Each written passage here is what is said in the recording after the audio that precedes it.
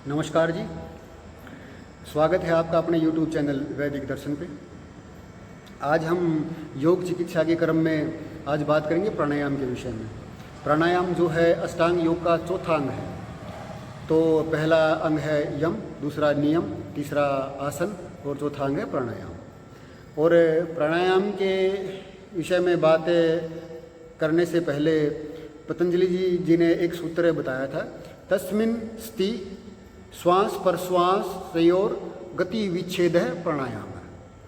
यानी कि तस्मिन् स्थिति, तस्मिन् से पहले हमने बात की थी आसन के विषय में कि आसन स्थित हो जाने के बाद श्वास प्रश्वास की गति में विच्छेद यानी कि गति का अभाव,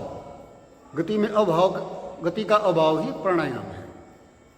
तो इस चर्चा से पहले यदि किसी भाई ने चैनल को सब्सक्राइब नहीं किया है तो वो कृपया चैनल को सब्सक्राइब कर ले और घंटी वाला बटन जरूर दबा ले ताकि हर वीडियो का जानकारी का जो नोटिफिकेशन है वो आप तक पहुंच सके। तो अब समय को व्यर्थ ना करते हुए बात करते हैं प्राणायाम के विषय में। तो तस्मिन् स्थिति श्वास प्रश्वासयोर गति विच्छेद है प्राणायाम है। यानी कि आसन में स्थित होने के बाद श्वास प्रश्वास की गति में अभाव होना ही प्राणायाम है।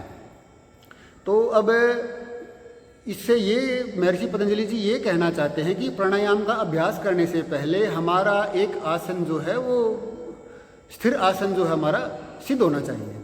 तो एक आसन में बैठ के ही हम प्राणायाम का जो अभ्यास है वो अभ्यास हम कर सकते हैं।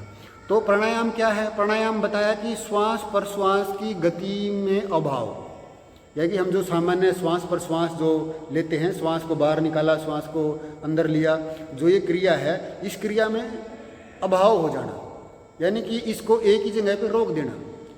तो इसमें आगे इन्होंने अगले सूत्र में महर्षि पतंजलि जी ने बताया कि सैतु बाह्य अभ्यंतर स्तंभ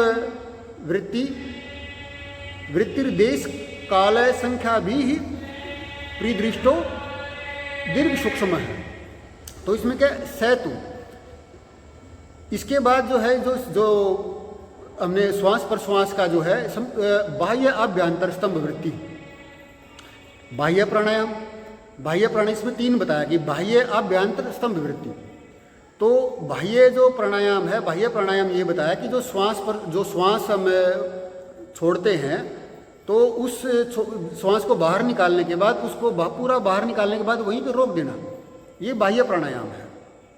और जितना भी सामर्थ्य है तब तक उसको रोके रखना। तो फिर इसके बाद जो हम श्वास को अंदर लेते हैं, श्वास को अंदर लेने के बाद अंदर जब हमने पूरा ले लिया तो उसको अंदर ही वहीं पे रोक दिया, ये अभ्यंतर प्राणायाम हो गया।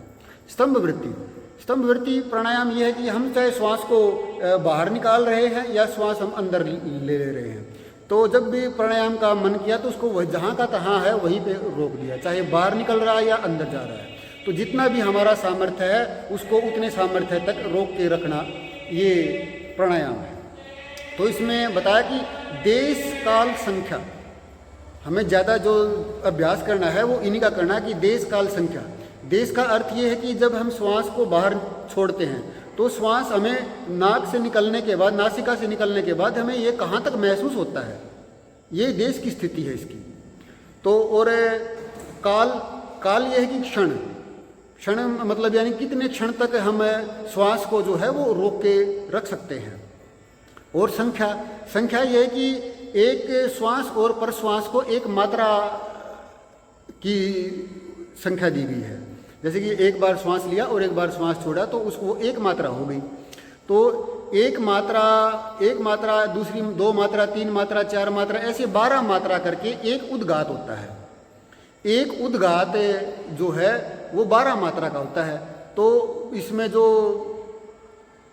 काल है 12 मात्रा का एक उद्गात है। एक उद्गात के बाद फिर दूसरा उद्गात 24 मात्रा का, फिर तीसरा उद्गात जो है वो 36 मात्रा का। यानी कि हम उसको कितने उद्गात तक श्वास को रोक के रख सकते हैं, ये संख्या की दृष्टि से है। फिर इसको दीर्घ और परिदृष्टो दीर्घ सूक्ष्म है। तो और अब इसको क्या है कि हमें जो है वो दीर्घ और सूक्ष्म करना है। दीर्घ करना है मतलब यानी कि जो हमारी इसको श्वास को अंदर रोकने की जो क्रिया है उस समय को तो हमने बढ़ाना है, और जो हमारे श्वास बाहर निकालने की जो इसकी गति है उसको सूक्ष्म करना है। तो यही हमें अभ्यास करना है, चाहे बाह्य प्राणायाम करें या आभ्यंतर प्राणायाम करें या स्तंभ वृत्ति प्राणायाम करें। तो इसमें जो हमारे को जितना समय इसको रोकने में जो लगाना है उस समय को तो हमें बढ़ाना है, और जब इसको श्वास बाहर निकालें या फिर इसको अंदर लें, इसकी गति को हम सूक्ष्म करना है। यानी कि हमें जितना कम दूर तक ये महसूस होगा वो उसके लिए हमें अभ्यास करना है। यानी कि प्राण को लेना और ग्रहण करना, इसकी गति को सूक्ष्म करना है, और इसको जो रोक के रखना है, इस समय को हमें दीर्घ करना है। तो इनको हम रेचक, पूरक, कुंभक, इनकी सामान्य वो जो है संज्ञा इन प्राणायाम की रेचक, पूरक और कुंभक। रेचक मतलब यह है कि इसको बाहर निकालना, पूरक जो है अंदर ग्रहण करना, कुंभक जो है इसको रोक देना। तो ये इनकी संज्ञा दी गई है। तो वीडियो को ज़्यादा लंबा ना करते हुए आप इसको ध्यानपूर्वक सुनेंगे और इसका अभ्यास करेंगे। अगली वीडियो में हम महर्षि पतंजलि जी ने प्राणायाम के 4 वो बताए हैं। तो आज की जो उसमें किया है कि बाह्य, आभ्यंतर और स्तंभ वृत्ति, ये 3 प्राणायाम बताए हैं। तो फिर चौथा प्राणायाम है बाह्य, आभ्यंतर, विषयाक्षेपी। तो ये चौथा प्राणायाम की हम अगली वीडियो में बात करेंगे, क्योंकि वीडियो ज़्यादा लंबी हो जाएगी। और थोड़ा सा जो है जो आज ये सूत्र की हमने व्याख्या की है, चर्चा की है आपसे, इस सूत्र के बारे में भी थोड़ी सी चर्चा हो जाएगी, क्योंकि एक वीडियो बनाएंगे तो वीडियो ज़्यादा लंबी हो जाएगी। तो अब समय को व्यर्थ ना करते हुए आप इनका अभ्यास करेंगे। अभ्यास करके आप आध्यात्म के मार्ग पे, मेडिटेशन के मार्ग पे आप अपने आप को अग्रसर करेंगे। तो आप अपने मन को एकाग्र करने के लिए प्रयास कीजिए। तो उसके लिए आपको प्राणायाम का अभ्यास करना पड़ेगा। तो आप इसको ध्यान से सुनिए और समझ के प्राणायाम का अभ्यास करेंगे। जैसे कि स्वामी रामदेव जी बोलते हैं कि ये कपालभाति, अनुलोम विलोम जो प्राणायाम है, ये शरीर के रोग की दृष्टि से तो ठीक है ये, क्योंकि ये नाड़ी छेदन में आते हैं। ये प्राणायाम नहीं है। ये प्राणायाम जो बताए हैं वो महर्षि पतंजलि जी ने यही बताए हैं, बाह्य, आभ्यंतर, स्तंभ वृत्ति और विषयाक्षेपी।